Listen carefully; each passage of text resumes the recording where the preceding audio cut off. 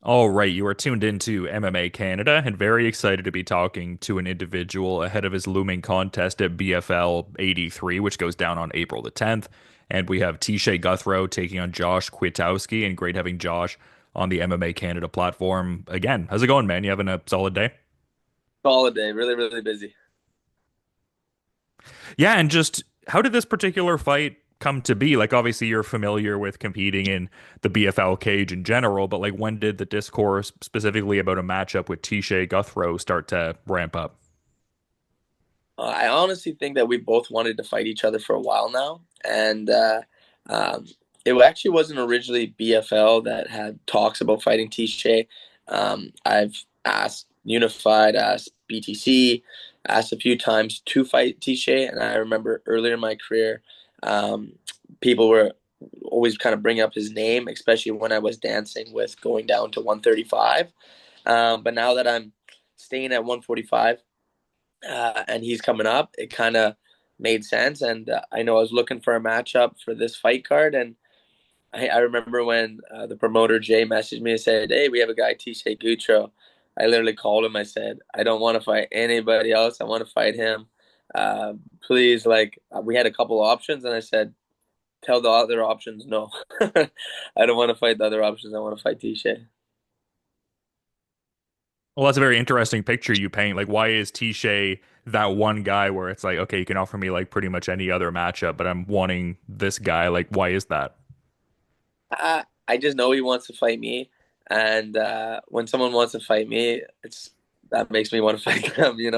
I'm a pretty easy guy to find, and I'm a pretty easy guy to set something up with, especially if you think you want to fight me, right? And it's exciting. It's like I like when he talks a lot of shit, and I know he's come up to people that I know at events and been like, "Oh, I respectfully." Want some of the smoke from me. So I'm just like, man, any time of the week, I'm just excited to fight him, and I am excited he's going to 45. He missed weight his last fight, so I don't think 35 is his home anymore. So I would love to welcome him to 145. I mean, that was kind of an interesting facet of that whole situation, just seeing that he was fighting at featherweight. Because I actually spoke to him the other day, and he was saying that he was trying to get some 135 fights locked in, but I think he was just looking to compete in general. So yeah, I mean, I don't know. It'll be interesting to see whether that long-term focus is, featherweight or bantamweight. But in saying that, like, do you think that gives you like a discernible advantage in some regards, being that you're maybe more, I guess, accustomed to the weight category? Mm, I think it's going to be just skills for skills. I do think I walk in there pretty heavy. I'm not a small bantamweight. My frame's not crazy big, but I'm just dense. And the weight cut is one of those things where I always say the weight cut's my first fight, and then the second fight is the fun one, right? But I fought at 55 on short notice. I cannot take 45 fights, and I know when I went to 35. I had a dietitian. I had a dietitian for man a year. I had fights at 140, and then I eventually dropped down to 35 to fight Ali Wazook. But my voice changed. My 35 was just terrible, and I know 40. I fought at 40 a few times, and 45 is the lowest I can go with still feeling like a human. And it's one of those things where weight cutting is important, diet is important, all those things are important. But if you're killing yourself to make the weight, that's not, man, it's not worth the money. It's not worth our longevity, my life. And I take care of my body, I take care of my brain, and obviously dehydrating myself that much. Anything under 145 is just ask my loved ones, they don't like it. So is it going to be an advantage? Who knows? I just know that he's the shortest guy I've ever fought, which is cool. It'll be another challenge. Being short gives different strengths to him, and it gives different strengths to me. But when I have fought guys shorter, I've loved it. So I'm pretty excited to see his frame at the weigh-ins and just to get face to face with him. And you were kind of mentioning the trash talking components a bit ago. Like, it seems like that kind of began ramping up a bit. Like it seemed like things were kind of casual at first, and then it seems like that banter kind of has grown a little bit. Like, is that kind of like your assessment of it as well? Like things kind of started out relatively casual, and then maybe the whatever you want to say, bad blood or banter or trash talk ramped up after that. I just always known from the fights I've seen, and like he does like cocky stuff in the fights, like he was losing that fight to that Ware fella, and for the title for Unified his last fight. It's like the fifth round. He's got a hematoma on one eye. He's got cut on the other eye. He's beaten, and I think the guy misses a punch, and he goes, and I'm like, how can you still be cocky when you're getting your ass kicked? It makes no sense to me. And like for me, I've always shown respect. I always wish the best to my opponents after their fights. We're all doing the same things, and in any other world, we'd all be best friends. But we got to kill each other. And for me, I just don't. I've never been one to talk shit. Like it's not really my thing. I'm always like to be respectful. I know my mom when I got into fighting she told me if I was ever arrogant or if I was ever cocky, that she wouldn't come to my fights and wouldn't support me. So I always kept that dear to my heart. But maybe Teshya had a different upbringing. Who knows? And I think Teshya does it more in a strategic way, trying to get under people's skin and try to make them fight stupid on come fight night. And it's just not going to work for me, man. I played lacrosse. I got lots of fights under my belt, and I always found the guys that talk the most shit are usually the most scared, or they have something about themselves that they're not confident. But in the schoolyard, like everyone that was always talking that shit, when it's time to fight, I would always smash them, and I was never scared of those guys. But when the guy was quiet, when the guy was just, sitting there, weighing his options, you don't know what he's thinking, and you just see you're like that guy. That guy is the guy to be worried about. So I'm not going to talk shit. I already told him he was trying to get my go the other day, and I told him I'm seeing you in 17 days. I do not care about this talk. I don't even like going on social media. So for me, it's keep the path, keep training, cut the weight, make weight, look at him, and when he comes fight night, he's going to know he has a real fight on his hands. So essentially, it's like you're used to the chirping a little bit, but you're just like, I don't even really care to go into like a back and forth. Like if you want to talk trash, that's your prerogative, but I'm gonna just, focus on the competition aspect more so. Yeah, man. Like I don't know. Maybe we'll talk during the fight. I'd rather talk during the fight when I punch him in the face a few times, smack him up a bit, and be like, "Oh, you still talking?" Like shit like that. Like, I've talked in a little bit of my fights, but before the fight, it's just words. It's just talking. It's just wasted energy. I'm focused on finding a way to damage him beyond belief, so that when the fight is over he'll always remember that he fought me. I want to break things. I want to bust him up, and I want to find a way to finish him. And talking before the fight is doesn't help me do that. You know, my stretching, my meditation, my journaling, my training, my drilling, my preparation. That's what gets me prepared. So all the trash talk is just words, and I feel people do that when they just it's like false confidence, like um, I always find that with these people with the false confidence, like I have confidence built from my training, and that's one thing I learned from Dayon is Dayon always says like you're gonna find people in this community in the fight game that talk and talk and talk, and they're like building themselves up because of maybe low confidence, low self esteem, whatever it may be, but I don't have to. I know my skills are good. I know I'm in the gym every day. I'm coaching. I'm training. I'm literally studying all the time. Like I'm a lifer in this game. This is why I've been in the game for 16 years. This is gonna be my 18th professional fight. I had 11 amateur fights. I had 14 boxing fights. I had multiple Muay Thai fights. I don't know, man. I just like to fight, and yeah, all the talk beforehand is just waste. It's a waste. If Teixeira wants to talk to himself, talk to himself. It's not going to help him come the 17th. It's just interesting. Like it seems like a fight that you've kind of wanted for a while now. Like it doesn't seem oriented to like, the classic language of like, oh yeah, you can get a ranking spot with this, or vie for a title after, or something of that persuasion. Like it just seems like a guy that you've always wanted to like step into the cage with and whatnot. Yeah, I just don't like cocky guys. I just like really talker, and it's just like it feels like I got into fighting years ago because of bullying. I hated bullies. I hated getting bullied, and like for me, he just it helps harness that just oomph. Like, I get to like beat up a bully. It feels like like he thinks he can talk shit, say rude things, and just get away with it. But like in this day and age, a lot of people can't speak on a keyboard and get away with it. But all the things he said, I get to punch him in the face for it, and that makes me really happy. So it just puts more fire under it, and that's like I'm a guy that's already burning hot with passion. So any extra, any extra flame is just making it worse for him. So I'm just totally ready to make him eat his words.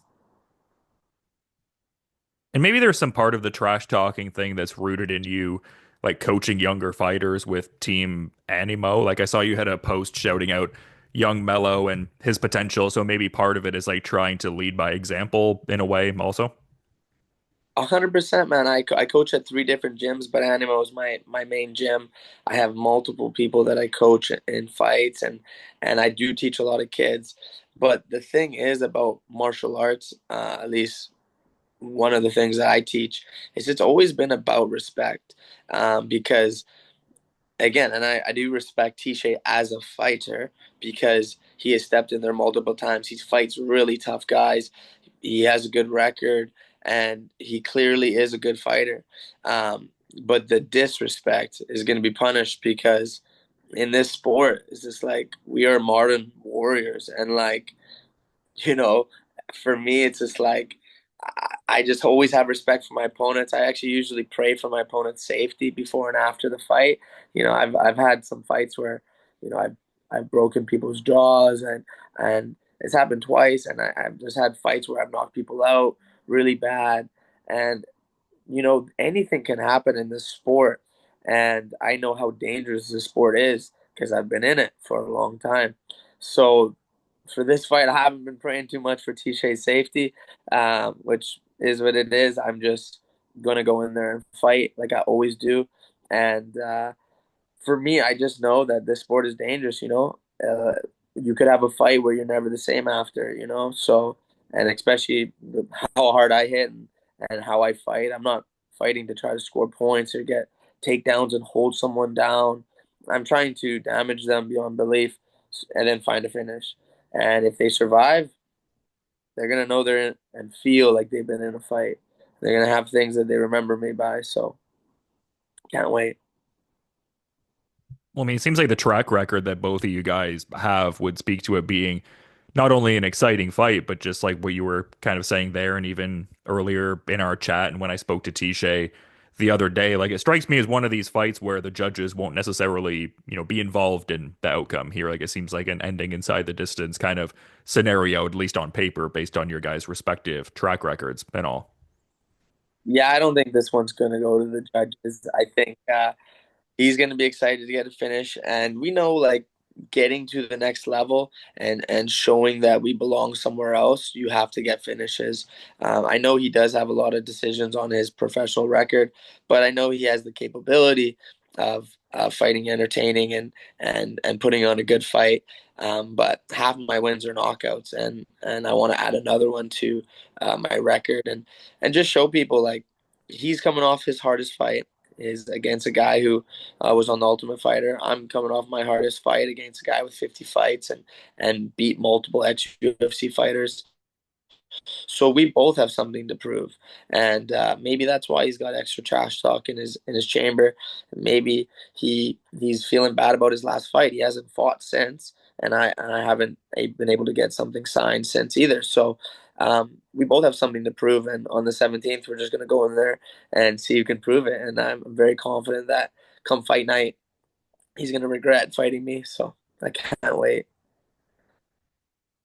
Yeah, and you didn't really seem to like buy much into the talking point of like maybe more being accustomed to featherweight and that could give you some discernible advantage. But it seems like you've been at least more consistently active than him since his last fight. And when I spoke to Teshya, he said a lot of that was him just trying to recuperate lingering injuries and difficulties getting fight bookings locked in more so. Like I guess in kind of talking about that hiatus though, compared to your more consistent rate of activity, like do you think that'll inform the fight in any kind of way? Like maybe he has to like kind of like readjust and get his feet under him a little bit as compared to you who might have like a hotter start relative to how consistent you've been in a relative way.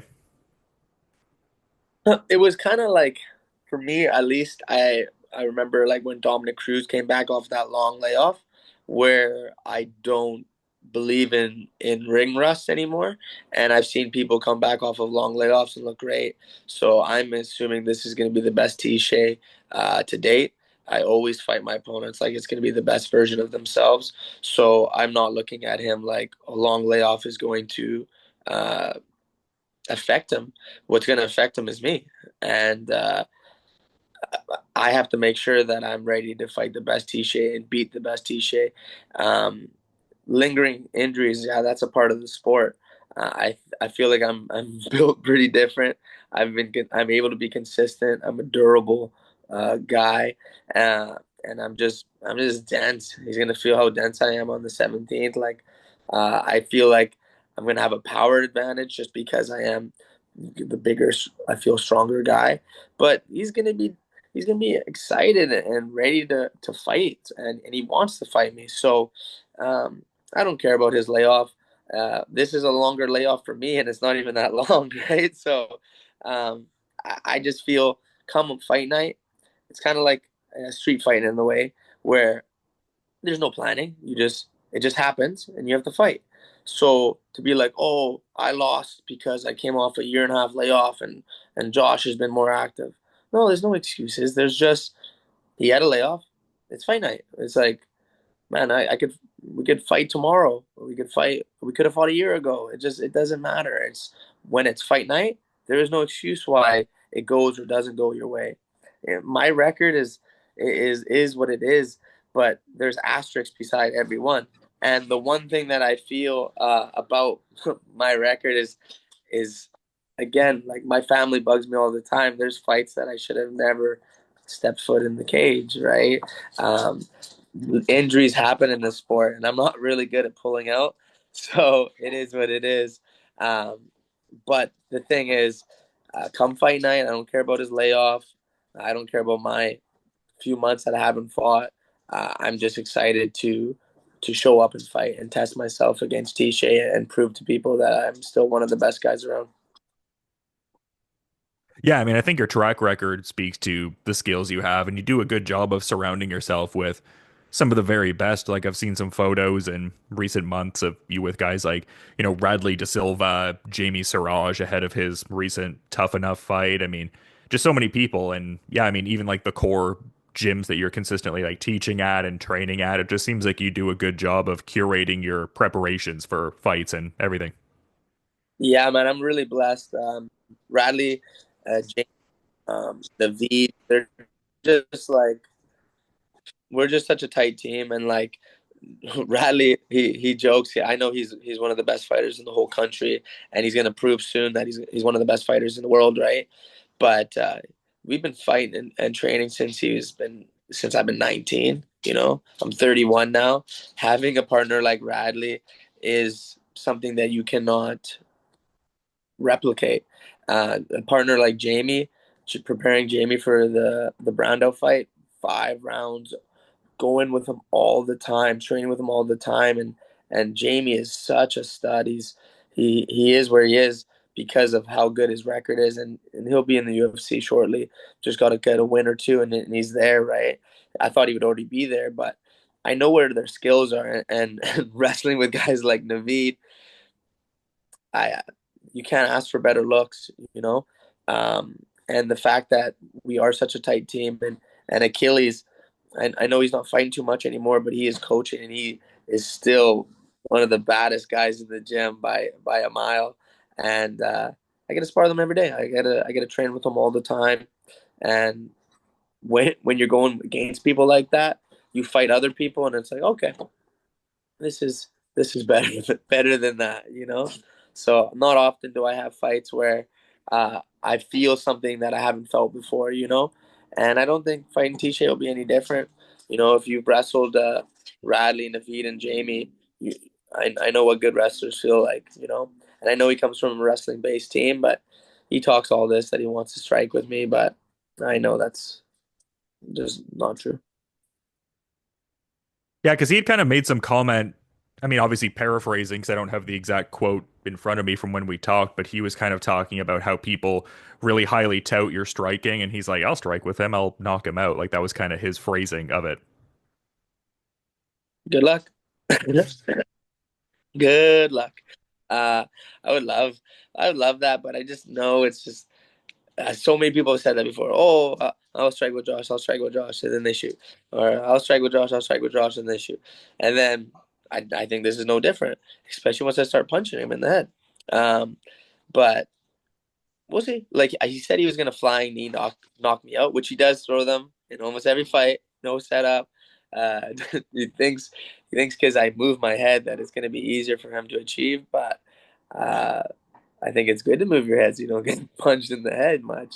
And I fought one of his teammates, Amin Amalek, who is an amazing striker. He had like 60 Muay Thai fights, and I cut 17 pounds in 24 hours to fight that guy just to make the fight happen. And he's a tall, lanky striker. Need me right in the bucket a few times, but Tishay's 5'4". I don't know if his tall, lanky teammate, who's an amazing striker, way better striker than he is, need me in the bucket didn't do much. And like I'm durable, man. Like I don't know what he's thinking, but um, yeah, he doesn't knock me out. He doesn't finish me striking, and I don't believe you even see him strike with me much. If he does, fantastic, awesome, awesome news. But I'm prepared for everything, and I'm prepared for him to shoot and shoot early. I'm prepared for him to shoot lots. I'm prepared for him to strike if he wants to strike, but I'm ready for either option. Yeah, because you were talking before about how maybe like the trash talk that he's doing is maybe representative of him getting in like a certain headspace or trying to do like the mind game component of fighting. Like, do you think it kind of fits within that as well, like intimating that he's going to want this stand-up centric battle to, I guess, lull you into a false sense of security and then try to go to like a grappling exchange more so? 1,000%. I was like, I don't know. I just think it's like pretty obvious. Oh, I'm gonna knock him. Oh, I'm gonna do that. No, you're not. Oh, you're going to shoot. And I'm like, everyone in the crowd's gonna know he's gonna shoot. I know he's gonna shoot. His team knows he's gonna shoot, and he knows he's gonna shoot. But he does seem to strike with some people. Maybe he hasn't been afraid or respected their striking, but it didn't work the best on Ware. And he was a 25er. He's a small guy. I cannot make 25. I couldn't make 25 if you cut off my leg. So like it's gonna feel different when from Ware punching him, who cut him up, hematoma to his face, from me hitting him. I got some big knucks, man. I can't wait till he sees them in person, and feel them in person. But no, me hitting him is different than a 25er hitting him. I guarantee you that. Yeah, I was gonna say we got to get you using those big knuckles in like a BKFC or BKB at some point. I remember in our last chat we were talking about how you're maybe not looking for like a regional like grassroots level bare knuckle fight, but maybe something on that tier would be of your persuasion. So yeah, we got to see you chucking the knucks at some point out there too, I think. Yeah, man. A lot of people that know me and just know how the anatomy of my body know that I do a lot of knuckle conditioning too because I think it is an important part of the sport that a lot of people don't do. But I'm blessed to have big hands and big knuckles. But to fight regionally for bare knuckle MMA or bare knuckle, that doesn't make much sense for me. I would love to do game bred. Game bred would be fantastic. BKFC before COVID, I was offered many times, and just then COVID shut down the border, and it kind of killed that option. But um, you, at the end of the day, I am a prize fighter, and you can't. I got no scars on my face, man. I've been staying pretty. I tell all my students staying pretty is number one. So if someone's gonna scar me, you're gonna pay me, bro. So in MMA, I've been very fortunate, very blessed to never occur any stitches. Knock on wood, you know what I'm saying? But that's the biggest thing is like if I am gonna do a bare knuckle or a bare knuckle MMA, which would be my preferred, is is you got to pay me because it is a more dangerous sport. It is more dangerous. It's more violent, and as a fighter, like your time to fight is only so long. So, God willing, get a couple wins and maybe Game Bread signs me up for a fight would be a fantastic. I know they brought some other Canadians in the past, so that'd be cool. Yeah, it's always good to have options and aspirations, but very much focused on this next fight here as you are, and just yeah, super exciting and glad that we could, talk a little bit and I could get you on the MMA Canada platform to offer great insights as always, Josh. But I figured I'd give you the floor and be mindful of what you're getting up to the rest of the day. Like if you had a final parting thought or anything you wanted to put out there as we're kind of wrapping up, I do appreciate the time to reiterate. Man, I just always appreciate you. I appreciate everyone that gives fighters a voice. It's a lot because our sport's still growing. Our sport's still young. The sport started in 1993. The year I was born, and it's a young sport. I'm a young man in this sport, and I've been in here for 16 years, and I've seen it keep growing. And people like you help grow the sport, and it gives us a voice. It gives people an opportunity to know us before we fight. And I think that's the beautiful thing about fighting, and I think it's a beautiful thing about people like yourself. And we've talked a few times now, and I've really enjoyed it every time. But I just want to say a shout out to Team Pinnacle. They're my MMA team's the best. Dennis Kang, nothing but love. He's an awesome coach. Achilles has been my one of my main pad holders, but I've been working with Justin at Muay Thai Academy Vancouver, Connor Gallagher, Pit Meadows Combat. I train with Frontline Jiu Jitsu with Sean Albrecht, my day one Jiu Jitsu coach, and Matt Kwan with On Guard. But I bounce all over. I go and spar at Universal, and Dan's always kept the door open for me, and I have nothing but respect for their team as well, and strength with New Edge Alliance. My dietitian's TJ, and I just got so many good people around me. My team's Animal, Evolve, and I coach at Titan as well. I just have so many good people in this community. I got a good girl that supports me and helps me with this fight camp. I got my dogs with me. They've been with me the whole interview, bugging me, but I love them. And yeah, no, I'm just super excited to fight Teshya. And for me, it's just uh, I never have to have help punching someone in the face. I never need that extra push, but he's given me that extra push to want to punch him and want to hurt him. And sometimes I go in because I think I'm a nice cat. But my one teammate Bryce always tells me is sometimes if I respect someone too much, it's just a different energy. And I believe he's right because you can be a nice guy outside the cage, but when it comes fight time, that switch in your head, the reason that I got into fighting, the reason why I even love this sport, because when I walk in the cage, no one doubts that I love this sport. But sometimes you just need to it's like Jekyll and Hyde. One side of the coin is the kid is the guy that coaches the kids and teaches them respect and stuff. But then there's that other side of the coin that's still that little kid from that small shit town that got in a lot of fights and would scrap anybody and everybody. Doesn't matter who they were.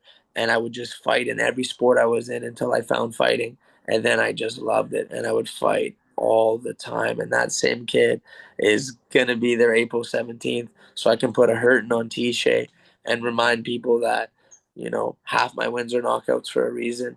And I have nothing but confidence in my grappling too if I hurt him and I submit him on the ground.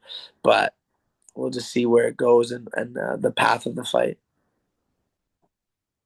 Yeah, well, great to see the first side of the coin in this kind of context, and it'll be cool to see the other side of the coin in the coming weeks. Yeah, just a couple weeks out, BFL 83, and so great that it's on UFC Fight Pass. So anyone who isn't able to procure tickets to the live event, I mean, probably sold out already. Battlefield Fight League seems to get that traction, but in any event, if people aren't in the immediate area, they can check out this great fight on UFC Fight Pass. And just, yeah, it's always good getting to chop it up, man. Thanks again for the time. I'll be peeping this when it goes down. But until then, you have a good rest of your day, Josh. Thank you.